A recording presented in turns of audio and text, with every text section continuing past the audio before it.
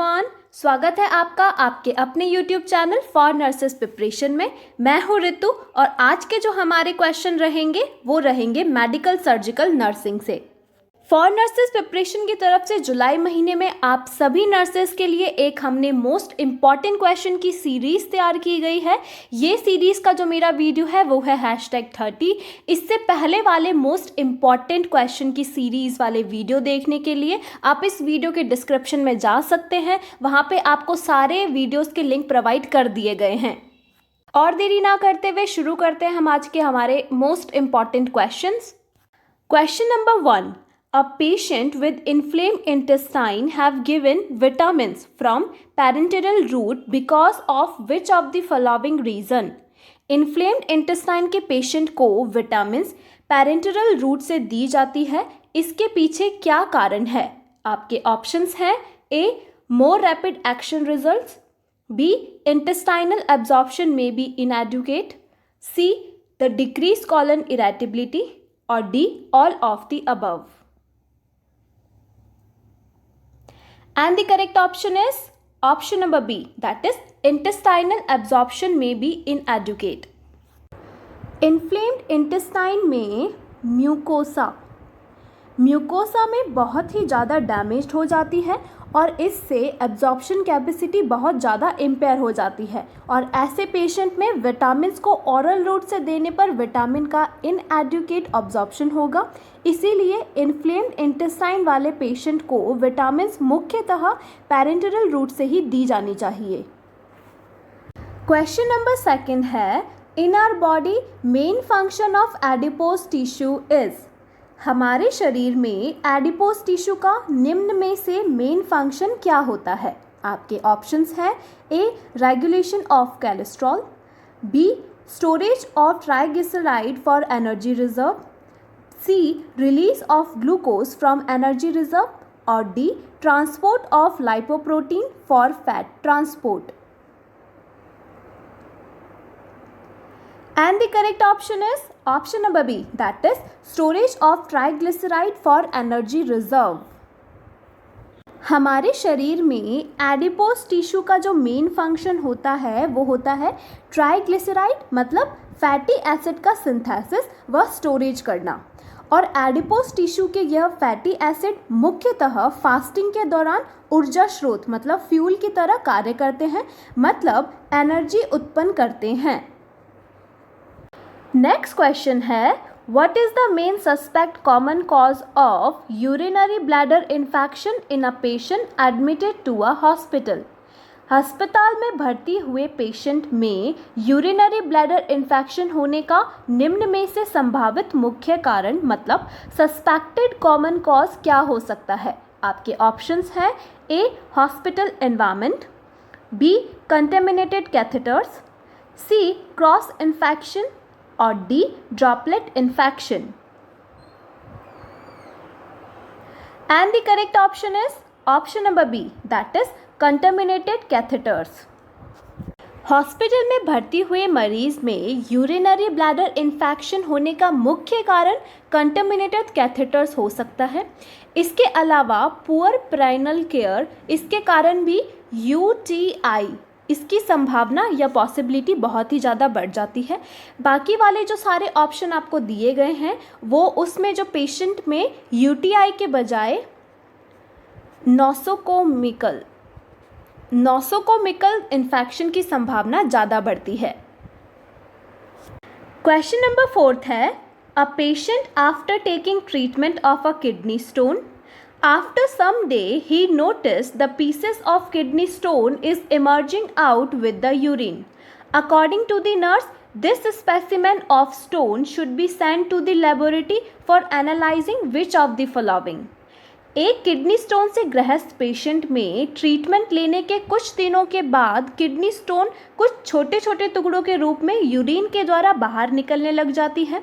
Nurse के अनुसार stone वाले स्पेसिमेन को लेबोरेटरी में निम्न में से किस एनालिसिस के लिए भेजा जाना चाहिए?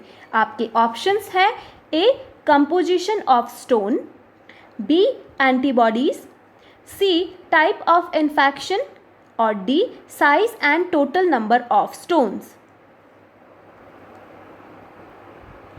And the correct option is option number A, that is composition of stone. Stone के कंपोजिशन के एनालिसिस के बाद ही यह पता लगाया जा सकता है कि किडनी स्टोन किस डाइटरी सब्सटेंस से हुई है, ताकि उस डाइटरी सब्सटेंस को रेस्ट्रिक्ट किया जा सके और भविष्य में उस तरह के स्टोन फॉर्मेशन होने से बचा जा सके। बाकी के जो सारे ऑप्शन वाली फाइंडिंग है उसके जो स्टोन की जांच से कोई भी संबंध नहीं है। क्वेश्चन नंबर 5 है, A staff is working in hemodialysis unit. Which of the following main hazard he is in? Haemodialysis unit में कार्य करने वाले स्टाफ को निम्न में से किसका खतरा मतलब हैजार्ड सर्वाधिक रहता है? आपके ऑप्शंस हैं A type B viral hepatitis, B hemolytic congenital hepatitis, C type A viral hepatitis और D none of the above. And the correct option is option number A, that is type B viral hepatitis. Hepatitis B, इसका जो infection होता है वो DNA virus के कारण होता है और यह मुख्यतः इन्फेक्टेड ब्लड के कांटेक्ट के द्वारा ट्रांसमिट हो जाता है। जबकि हेपेटाइटिस ए की बात करें तो हेपेटाइटिस ए का ट्रांसमिशन मुख्यतः कंटामिनेटेड वाटर व फूड के द्वारा होता है। क्वेश्चन नंबर 6 है, although the cause of testicular cancer is unknown, it is associated with a history of. Your options are A. Seminal vesiculitis, B. Prostate cancer, C. Undescended testes or D. Sexual relation at an early age. And the correct option is option number C, that is undescended testes. Testicular cancer जो होता है उसका main cause या फिर हम कह सकते हैं मुख्य कारण जो होता है वो होता है क्रिप्टोकाइडिज्म या फिर हम क्या बोल सकते हैं अनडिसेंडेंट टेस्टिस। ये जो कंडीशन है वो लगभग 3% मेल इन्फेंट में पाई जाती है। इसके अलावा chemical carcinogen, trauma, orchitis, environmental factor आदि कॉज भी इसके लिए मुख्यतः होते हैं।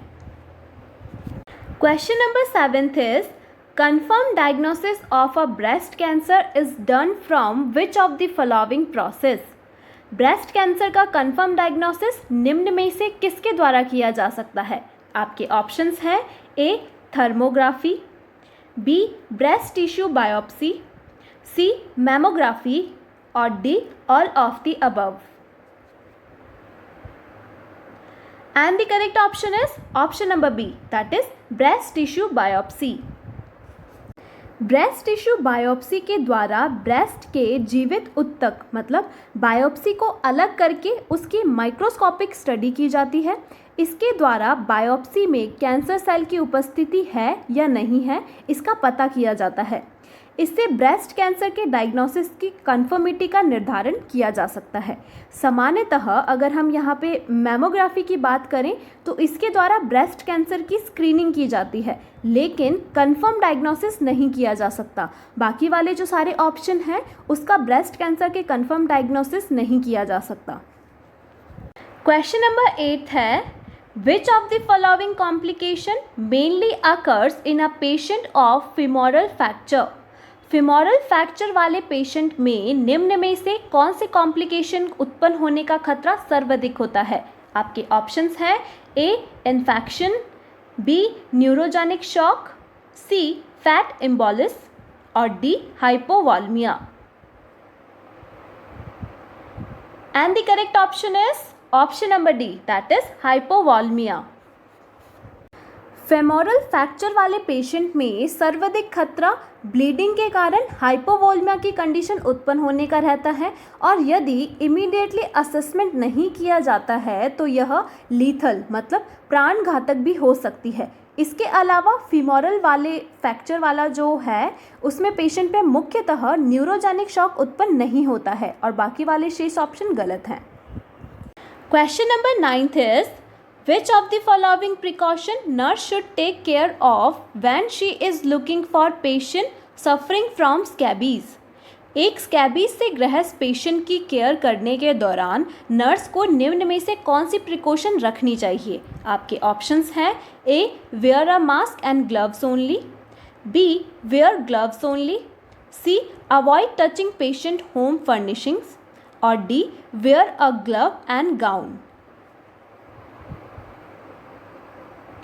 And the correct option is option number D, that is wear a glove and gown. Scabies जो है वो एक पैरासिटिक स्किन डिजीज़ होती है जो कि सार्कोप्टिस स्कैबाई इसके द्वारा इन्फेस्टेशन, मतलब ये एक इची माइट्स होती है, इसके इन्फेस्टेशन के कारण फैलती है. यह मुख्यतः इन्फेक्टेड पर्सन अथवा कंटेमिनेटेड आर्टिकल से स्किन के डायरेक्ट कांटेक्ट होने से फैल जाती है. नर्स को ऑप्शन डी वाला, that is wear a glove and gown वाली प्रिकॉशन बहुत ही ज़्यादा अपनानी चाहिए. इसके इलाज के लिए एंटी स्कैबीज क्रीम का यूज़ किया जाना चाहिए. Next and the last question of this video is which of the following is the most common cause of basal cell epithelioma? निम्न में से कौन सा कारक बेसल सेल एपिथेलियोमा का मोस्ट कॉमन कॉज माना जाता है? आपके ऑप्शंस हैं A immunosuppression, B exposure to sun, C exposure to radiation और D burn. And the correct option is option number B, that is exposure to sun.